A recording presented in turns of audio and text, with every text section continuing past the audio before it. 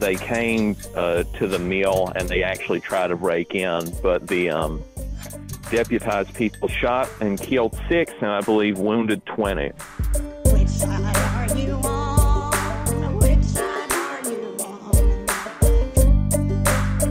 843 area code.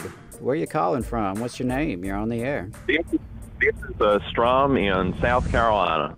Awesome. Welcome back, Strom. Hey. What's I've been trying to read. What's that? Oh no, I was just gonna say what's on your mind. On that note about labor history, I know that Adam had asked if I would do something on South Carolina labor history, and I've just been trying to reach y'all about that. I get that this is an awkward way to try to reach y'all, but if you're interested, because you're the first person I thought of when I thought of South Carolina. And obviously we've been focusing on Alabama, but we're trying to get stories from across the South. So, I figured you would have some good insight there. Yeah. Are you familiar with the Honea Massacre by chance? I'm not. So that's during the 1934 general textile strike that happened from Maine to Alabama, and it's where actually the director of the owner of the textile mill, who was the town's mayor, deputized all of these people, and they shot people who were this flying column that was trying to shut down production at the plant. A few plants had resumed production with scabs and with people who were refusing to strike. And they came to the mill and they actually tried to break in, but the deputized people shot and killed 6 and I believe wounded 20. Jeez. It's and this happened during the Depression, and it highlights. I recognize that y'all may not like this line, but how Roosevelt was not a friend of labor at this time. He told people to basically stop striking, go back, that everything would be addressed, everybody would have their right to return to the workplace recognized, but obviously people got blacklisted, people were not let back in, and that just basically killed the UTW, especially in the South. If y'all would want me to do a piece on that. Yeah, we would definitely be interested, and about the Roosevelt comment, it doesn't make us unhappy at all. I think that we recognize that there were some gains in that administration, but by no means would we be an apologist, so to speak. Right, that's kind of... I mean, best president in American history, and I think that's pretty easy to say, but the bar's pretty low, so, there were some good things, but there were also some bad things. And the hammer and hoe is a good... Lincoln, Do what? I think it's Abraham Lincoln. Yeah. Okay. Yeah. Maybe number 2 then for FDR.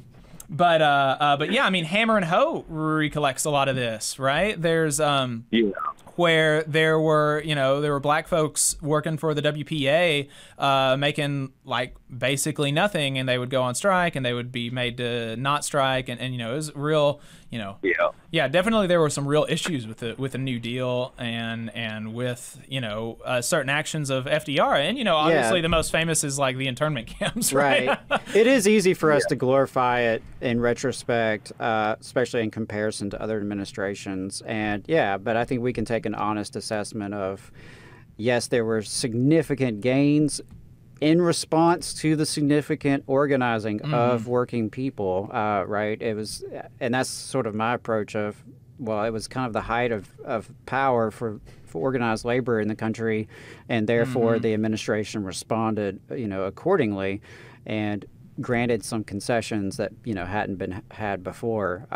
But yeah, definitely, try to maintain that critical approach, even though it's easy for us to glorify the New Deal and to harken back to the New Deal for good reasons. We should maintain that critical approach when we're looking at, any administration.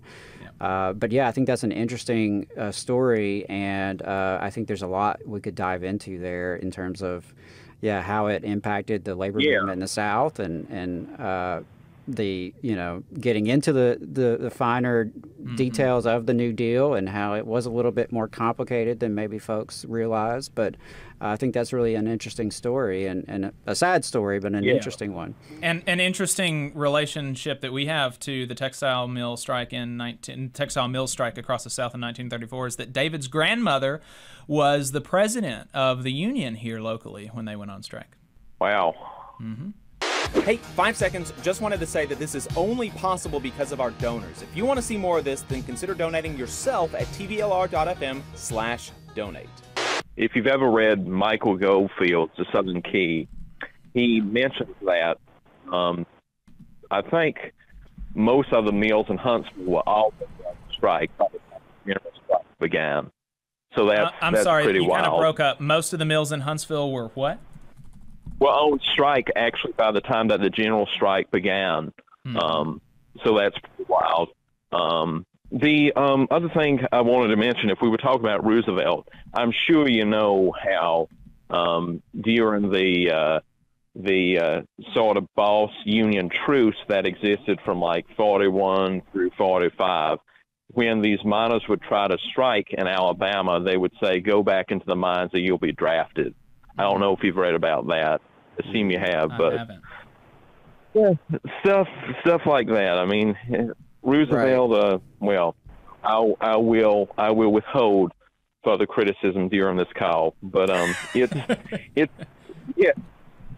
But I do have to say, and I have to add this: y'all have easily the most illustrious labor history of any southern state. Now, let's be honest, that's all based on mineral deposits and God's place mineral deposits. But yeah, absolutely, it's true. It's really an incredible history. I mean, if you look at the rate of unionization of Alabama in 1945, it exceeds the unionization rate of any state today.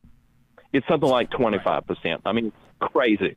Yeah. I thought it was even up to 30-something%, but maybe it was only 25. Yeah, at one point. Yeah. It was really, it was crazy, the unionization rate of Alabama in that era. So. Just the associative power, the relationship between the miners who are really the vanguard, and then how their power would help laborers with less what you would call structural power, like people in the textile mills and people in laundries and stuff like that. It's really remarkable stuff. Yeah. Right. And Goldfield is somebody I have on my list to have on for Shop Talk at some point in the future. So, appreciate that recommendation. I believe I first learned about that book from you, actually, and I now have that book, and look forward to reading it. Awesome. And another one, if Jacob is interested in that late 19th century history, you might want to check out C. Van Woodward's The Southern Key. I don't know. Origins of the New South, 1877, 1813. Yeah. Yeah, I'm familiar with Woodward's work on Jim Crow, but not that one. So that's a good recommendation. That is the best. That is the history of record for like the quote New South era, right after Reconstruction through industrialization. I mean, you can't beat that. It is a good historical materialist work in the vein of somebody like Beard or Beale. I wouldn't call it Marxist. It's kind of a liberal historical materialist. But I mean, it's wonderful.